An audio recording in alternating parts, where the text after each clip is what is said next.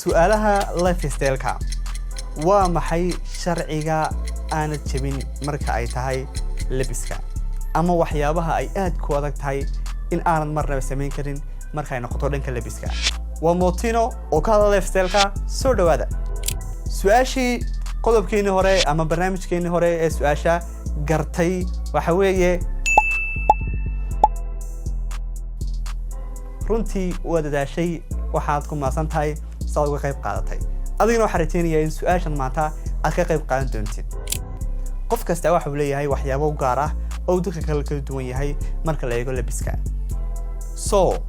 waxaad nala wadaagaysaa sharciyada aanad marnaba jabin karin marka lifestyle-ka ama labiska ay noqoto commentigaagu uu noqdo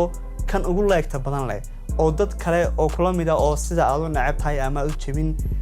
qodobadaas kugu raaca waynu soo qaadan doonaa commentigaagaas waxayna soo bandhigi doonaa muuqaaladeena dambe insha Allah waxaad noqon doontaa guuleystaha adiga iyo dadka kale ee kula midka ee kugu raacay fikradaada